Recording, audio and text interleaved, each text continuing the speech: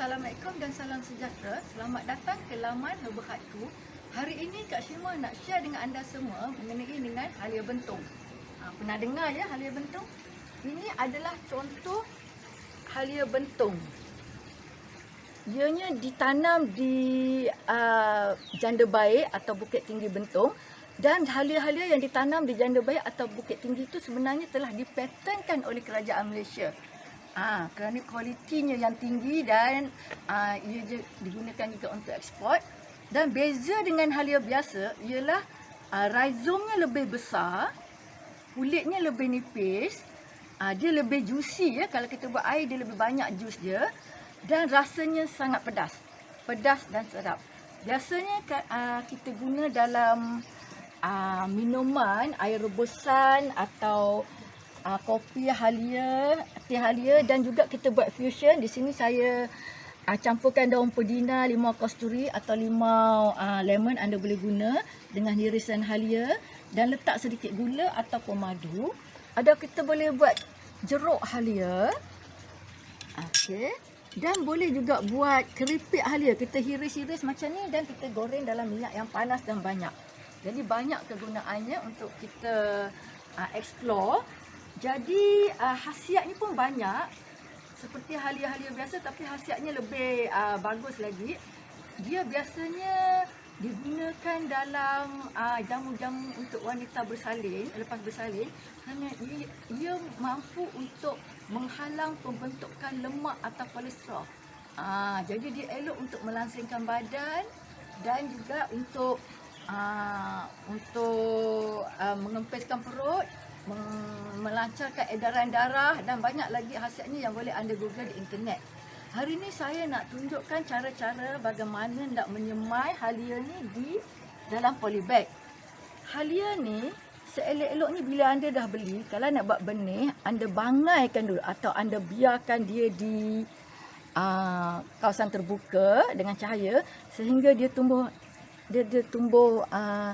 tunas macam ni ya. Selama 2 minggu. Bila ada tunas ni, anda cari rhizom yang sihat, yang cantik dan anda potong dalam kira-kira 4 atau 5 cm. Dan anda lihat dia sihat. Okey, ada tunas di sini dan di sini, dan anda tanam dalam polybag, jangan terlalu dalam seinci saja. Okey, dengan tanah seelok-eloknya tanah bakar atau tanah campur. Jangan ada tanah yang meresap air sebab dia tak kuat air ya. Ada tanah macam ni.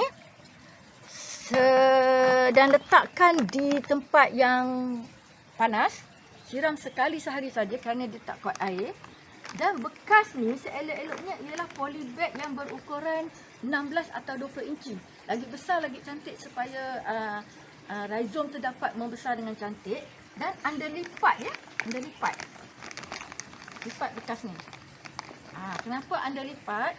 Sebab bila pokok ni dah besar, dia mengambil masa 8 bulan hingga 9 bulan untuk dia matang ya, untuk kita tuai. Bila sebulan atau 2 bulan akan ada rhizom yang timbul di permukaan tanah. So bila keadaan macam ni, anda kena tambah tanah. Anda kena buka lipatan ni. Dan anda tambah untuk tutup. Pastikan rhizom tu ditutup. Mana-mana yang timbul tu ditutup ya. Dan begitulah seterusnya selama 8 bulan anda kena buat. Setiap kali anda tambah tanah, anda buka lipatan ni. Kerana halia ni dia membesar ke atas dan ke tepi. Jadi kena sentiasa ada tanah dan kawasan yang luas. Itulah dulu cara untuk anda menyemai halia bentung. Sangat mudah tetapi perlu penjagaan yang mesra. Sentiasa baja NPK, guna baja NPK. Jangan terlalu basah. Dan ia akan mengambil masa selama 8 bulan untuk anda tuai. Dan saya akan tunjukkan bagaimana caranya untuk mengeluarkan halia yang dah masak, yang dah matang tu dari polybag supaya ia tidak patah dan hancur. Okey, ini adalah halia bentong yang telah Kak Syuma tanam dalam 8,5 atau 9 bulan yang lalu. Halia ni mengambil masa selama 8 atau 9 bulan untuk matang dan boleh dituai. Itu untuk makan. Kalau nak buat benih, anda kena simpan lagi 2 bulan di dalam tanah supaya dapat menghasilkan benih yang bermutu tinggi.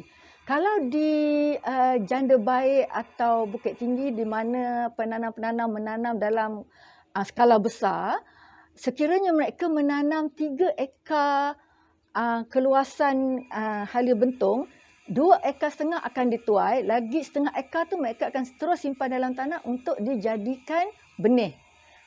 Sekarang Kak Syuma akan tunjukkan macam mana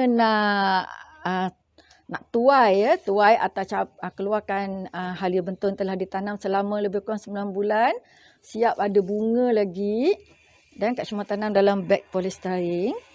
Mula-mula kita buang daun dia. Oh, sebelum terlupa ya, salah satu tanda di mana halia ini sudah boleh dituai ialah daunnya menjadi kering. Ada bahagian-bahagian daun yang menjadi kering. Dia bukan mati ya, dia hidup. Cuma daun ni dah matang, maknanya dah boleh dituai. Okey, untuk tidak merosakkan rhizome ni, kita kena korbankan kotak ni ya. Kita kena buka kotak ni.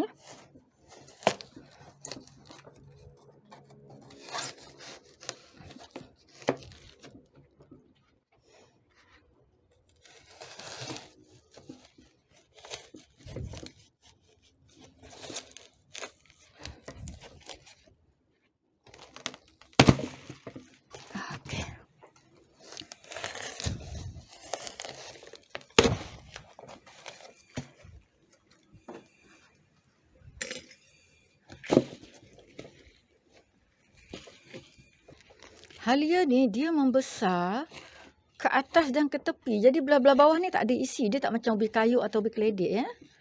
Sebab itu selama 8 bulan, 9 bulan tu anda kena selalu top up tanah yang belah atas tu.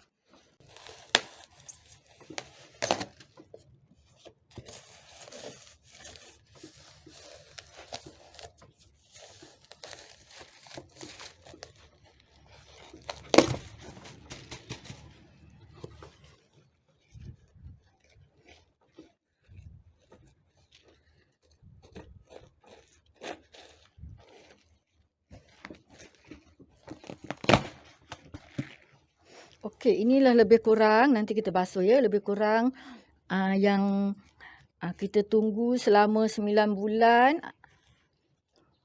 Dan formula menanam atau mendapatkan hasil halia bentong ini ialah halia ini akan membesar 10 kali ganda. Jadi kalau anda tanam benih dia 10 gram, anda akan dapat 100 gram. Kalau 50 gram, lebih kurang 5 cm, anda akan dapat dalam 500 gram lah. Okey, nanti kita bersihkan dengan air. Jadi anda kena berhati-hati supaya tidak pecah relai rhizome ni ya. Sebab itu kita tak boleh nak rentap naik ke atas. Kalau kita tanam dalam polybag, kita kena gunting polybag tu pelan-pelan ya. Okey, nanti kita cuci ni dan kita timbang berapa saya dapat. Berbaloi tak menunggu selama 9 bulan. Kalau untuk buat benih, anda kena simpan separuh dalam tanah untuk 2 bulan lagi. Baru dapat benih yang berkualiti. Kalau tanam dari sini, benihnya pokoknya tak berapa menjadi ya.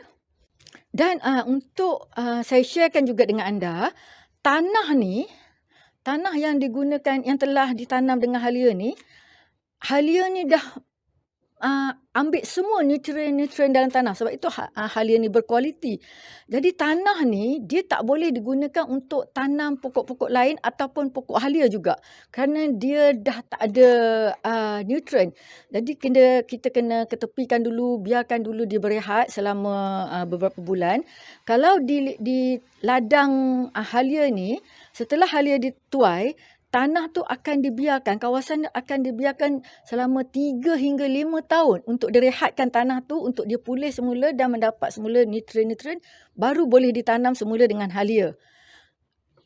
Saya nak share dengan anda, saya juga pernah cuba gunakan tanah ni untuk tanam pokok kari, pokok kunyit dan juga beberapa jenis pokok memang tak hidup. Memang kalau hidup pun tak subur, walaupun dah letak baja, dah siram air beras berbagai kan. Tapi memang tanah ni dah tak ada orang kata nutrient sebab semua telah digunakan oleh halia ni. Halia ni dia kuat makan baja, kuat makan nutrient ya.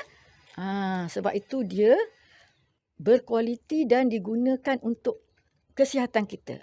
Okey. Sekarang saya akan cuci ni untuk buangkan tanah ni.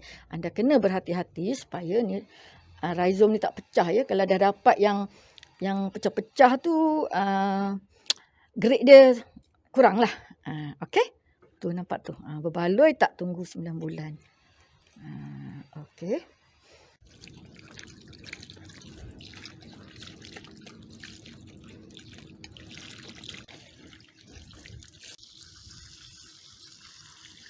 $1 kilo 754 tolak air, tolak akar-akar ni 1.75